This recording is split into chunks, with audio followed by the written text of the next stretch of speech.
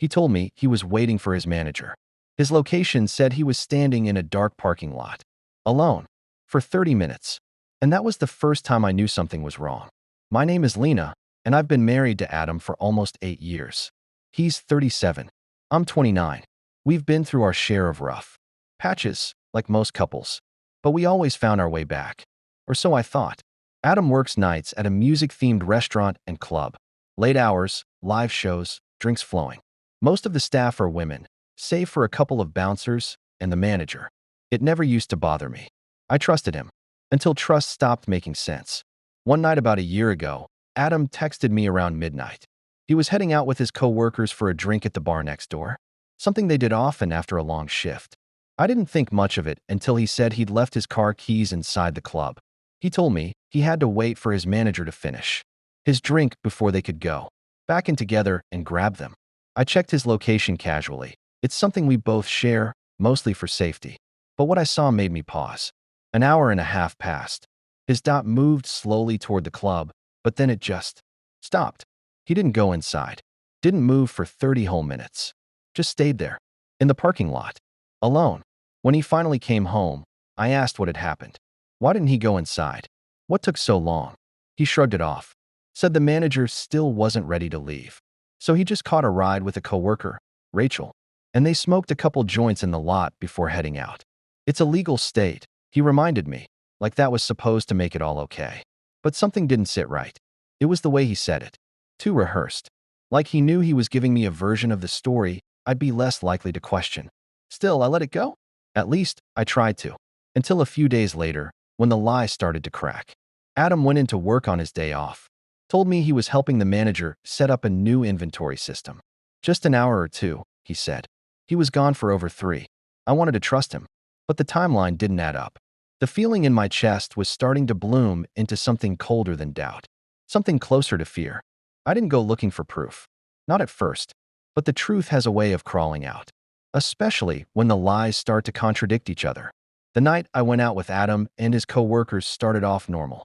He'd invited me to join them at the same bar they usually went to after work. I thought maybe it was his way of rebuilding trust.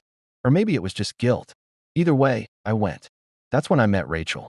She was easy to talk to, sharp, and a little sarcastic.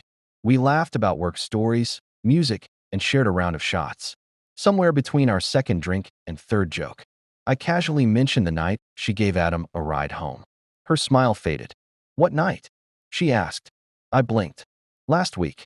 The night he left his keys inside the club and waited in the parking lot. He said you two shared a couple joints before heading out. Rachel stared at me like I'd spoken in another language. I didn't give him a ride.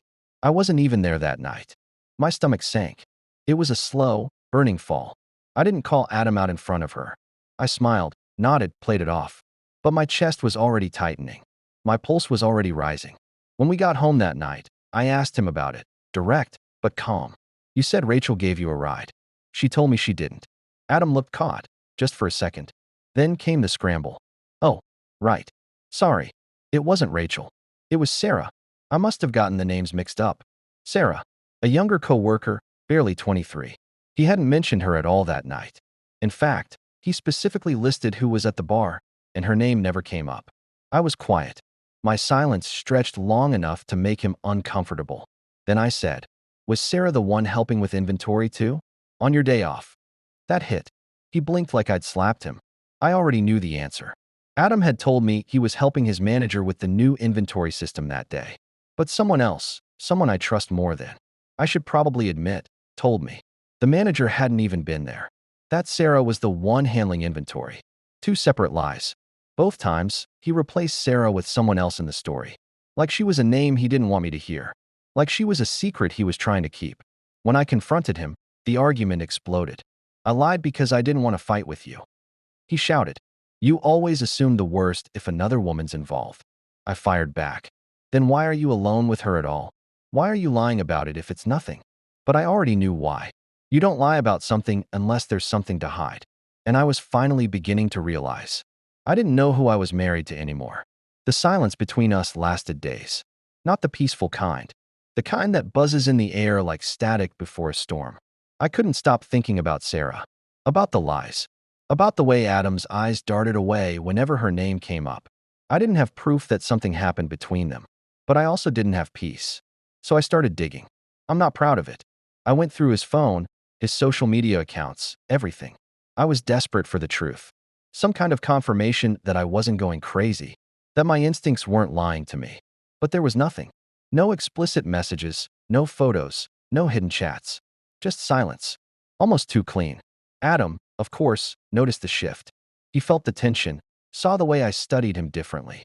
One night, he asked me outright, "Have you been going through my stuff?" I lied. No. He narrowed his eyes. "Don't lie to me, Lena." And I did the worst thing I could have done. I gaslit him. I turned the conversation around. Accused him of being paranoid, deflected everything. I knew what I was doing, and I hated myself for it. But I was angry, hurt, and terrified that the man I married was slowly becoming a stranger. And then, just like that, he left. Not permanently, just for a night. He said he was going out of town with his brother for a small event. I didn't argue. I just watched him walk out the door, carrying something heavier than a travel bag.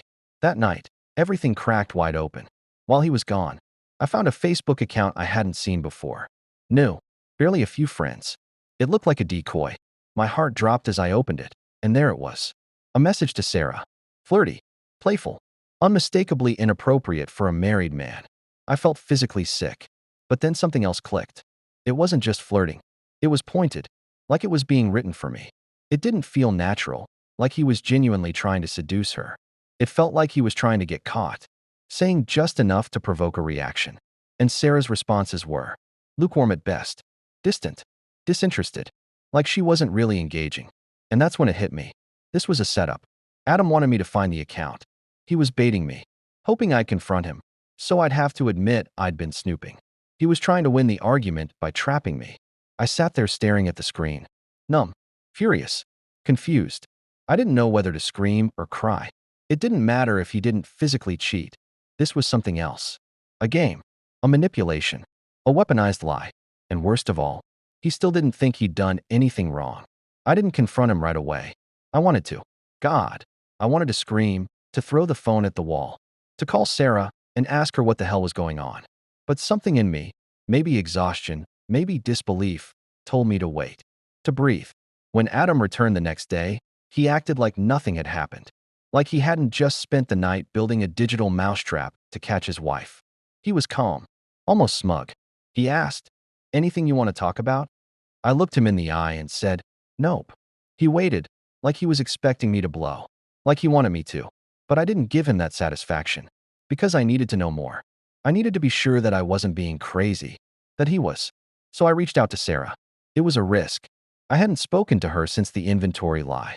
We were never close, but she and I had a friendly rapport before all this. I kept it simple, asked if she had a minute to talk. To my surprise, she agreed. We met for coffee in a neutral place. She looked nervous, but not guilty, just cautious. I told her I wasn't here to accuse, that I just wanted clarity, that I needed the truth for my own sanity. And she gave it to me. She admitted Adam had been acting strange for a while, friendly one moment, distant the next. Said she had no idea why he suddenly started messaging her from a different Facebook account, or why the tone had shifted into something flirty, uncomfortable. I didn't flirt back, she said quickly. I didn't want to cause trouble. I thought maybe he was drunk or going through something. I nodded. You weren't the one I was worried about. She seemed relieved and sad and a little angry on my behalf. He's never touched me, never crossed a physical line. But the way he talks, it's weird. Like he wants me to know he's not crossing a line, just so he can say he's innocent. That was all I needed to hear. It confirmed everything I feared. He hadn't technically cheated, but emotionally. Secret accounts, hidden conversations, lies stacked on top of lies. He'd broken every boundary that mattered. When I got home, I told him. I laid it all out, what Sarah said, what I knew, what I'd seen. And he just stood there, silent, not guilty, not even apologetic. It was a test, he said. I knew you were snooping through my accounts. I just wanted you to admit it. And flirting with another woman was your way of making a point? She didn't respond. He said, like that made it okay. Nothing happened. I stared at him for a long time before whispering. Something did happen, Adam. You broke me. We didn't sleep in the same bed that night. He stayed on the couch. I lay awake staring at the ceiling. Heart bruised, but still beating. Mind running in circles around the same question. Was this cheating? By morning, neither of us brought it up. He made coffee. I didn't touch mine. We passed each other in the hallway like ghosts in a house we used to love. Days turned into weeks. The fight faded, but the fracture didn't. We said we were trying, whatever that meant. No couples counseling, no real breakthroughs, just effort. Effort coded in silence and avoidance. He blocked Sarah on everything, said he wouldn't be alone with her anymore. He promised it was all behind him. But how was I supposed to believe that, when every truth I'd held on to had already been rewritten? Even now, a year later, I still flinch when his phone buzzes. I still catch myself scanning his tone when he talks about work. I try not to, but trust, once shattered, doesn't rebuild in silence. It creaks. It limps. It questions everything. And the worst part? He still doesn't think he cheated. He swears it was just a trap, a test. That he never touched her, never wanted her. That none of it meant anything. But to me, it meant everything. He flirted with another woman, lied about being alone with her, created a secret account, and instead of apologizing, he tried to trap me. He weaponized my suspicion, turned it into a game, like the only thing that mattered was whether he could win. And now I'm left holding this emotional wreckage, asking a question that still haunts me. Would you call it cheating? Because I do. Not because he slept with her, but because he wanted something from her. Attention, secrecy, maybe even the thrill of sneaking around. And because he knew exactly how much it would hurt me if I found out, and did it anyway. That's not just dishonesty. That's betrayal. When I try to explain this to him, he brushes it off. Says I'm too emotional, or that I'm twisting things. But I'm not trying to win. I just want to be understood. So here I am, asking you. Not as a wife, not as a victim, just as a woman trying to heal. If your partner lied about being alone with someone, created a fake social media account, and spent the night flirting with another woman, just to prove you were snooping, would you consider that cheating? Because I do. And I just want him to understand why.